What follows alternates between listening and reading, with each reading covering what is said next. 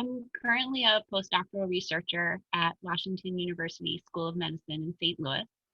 And at the risk of going too far back, I started off as a ballet dancer and then ended up transitioning and becoming a physical therapist. So I went to Columbia University for my physical therapy schooling. And then after being in the clinic for a couple of years, so I was a practicing clinician for just about 5 years, I decided that I wanted to kind of make a shift and go more onto the research side of things. And so I did my PhD at the University of Delaware, where I was mentored by Karin Silbernagel. And Karin has a strong interest in tendon rehabilitation. So that really fostered a strong enthusiasm in me as well to continue looking at tendon sort of questions. And so that's what brought me to WashU, where I've been working with a really great mentorship team, a couple of very strong clinicians. So my mentors there are Mary Hastings and Michael Miller, and then some really excellent basic scientists. So I've been working with Spencer Lake in mechanical engineering and Simon Tang in orthopedics and Jay Zhang in radiology. My initial passion for movement and exploring kind of the extremes of what's possible sent me along this trajectory to where I am and being interested in orthopedics. I have done a little bit of research in dancing, in populations of dancers. We did a small study in ballet dancers looking at Achilles tendon morphology and how that related to some functional performance measures. And that was actually what was really interesting about that study. We ended up presenting it at a dance medicine meeting. And one of the findings from that study was ballet dancers are actually quite weak in their plantar flexors.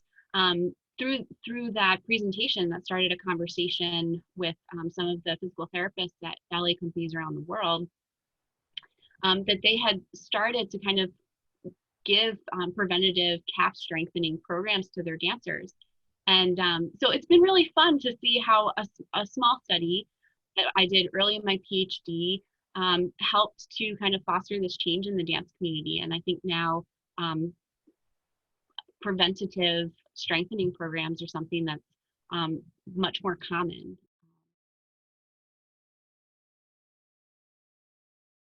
So when I started looking at tendon sorts of questions, I was really asking these questions in the context of a sports medicine, recreationally active population. And one of the things that kind of bothered me about that from my clinical practice was I felt like there are so many people that come seeking physical therapy with orthopedic conditions, but they're not active people. So I think it's something like 80% of people that are coming to outpatient physical therapy have diabetes, pre-diabetes, or some sort of condition that is likely to transition into somebody eventually having diabetes.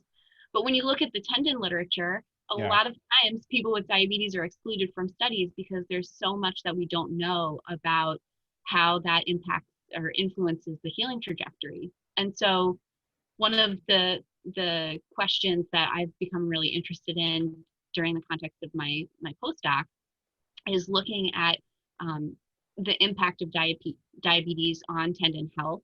And I plan on continuing to explore that in my next step, to look at the impact of diabetes, also obesity, aging, some of these other very common systemic sorts of factors in healing, and how that affects people's ability to heal from tendon injury.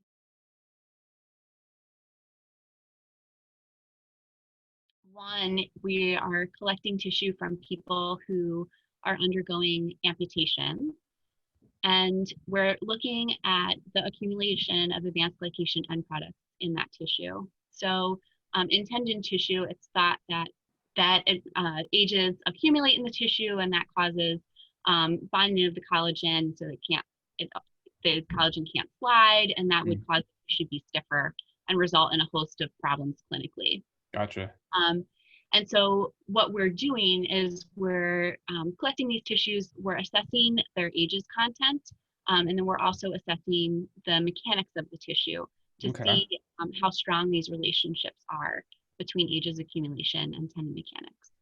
So that's kind of one thing that one project we have going on. The other project is looking at some different imaging modalities, particularly MRI right now, to see if there are ways that we can better detect people who have tendon-related complications from diabetes.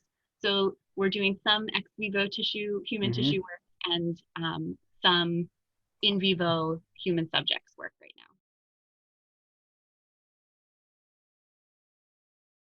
And I think that as a postdoc, given that your time as a postdoc is so short relative to your whole career, Mm-hmm. it's a time where you really need to get a lot done, because it kind of in some ways, I mean, I don't want to be melodramatic, but in some ways it sort of sets the tone, right, for this next large career phase. And so I think there's a lot of pressure to stay productive and stay kind of moving things forward. And Mm-hmm. that's hard to do sometimes, especially when, I mean, some of our human studies are still not able to be back up and running just Right. because of safety to the participants. So, um, so that's been hard. Um, but I think, if we have to find silver linings in all of this, Mm-hmm. um, it has been a time to get to take a second look at data, and to do some retrospective analyses that otherwise might have continued to be on the back burner for a little while. Yeah. Um, and I think it's given some time to kind of take a step back and reflect a little bit on what are the next questions, and how might I ask those questions, and um, how can I creatively do that in given the time that we're in. Yep. Yeah. And so I think that sometimes it's overwhelming, right? But I think sometimes it's also really exciting to have that flexibility of thought and to kind of infuse some creativity into the scientific process.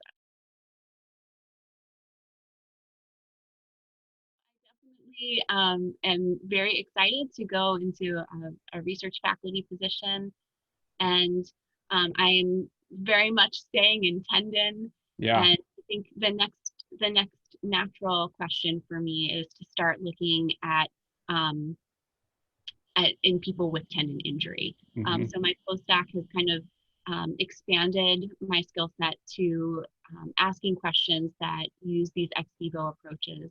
And I think the natural extension of that work is going to be to start looking in the context of tendon injury, and how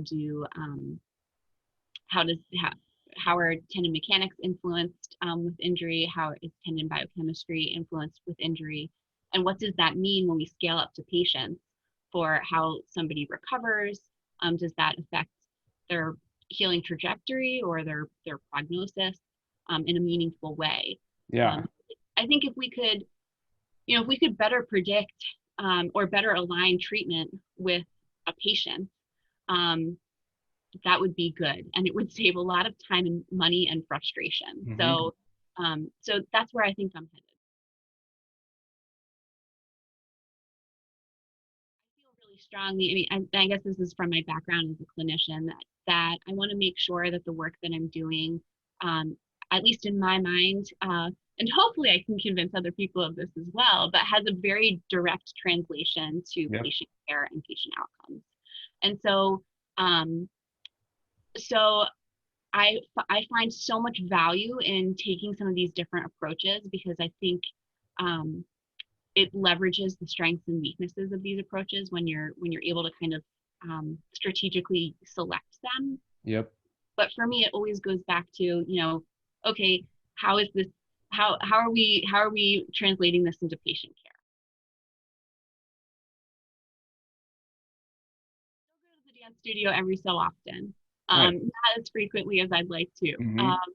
but I also have been doing a little bit of community theater. So it's in moving to St. Louis, it's Mm-hmm. been a way of kind of meeting people and kind of feeling engaged in the community. So So that's been my fun.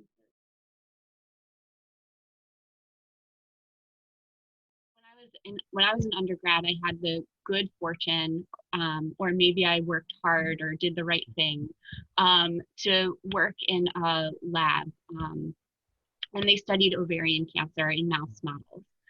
And that first step, while my research career does not look anything like what I was doing in that lab, I learned so much, and I really value having had that experience. So Yeah. I would so strongly recommend that if you even think you might be interested in research, um, go for it. Take that step, try it out, and even if it's a lab that ultimately isn't what you end up doing, you'll learn so much about the scientific process and about the reality of scientific life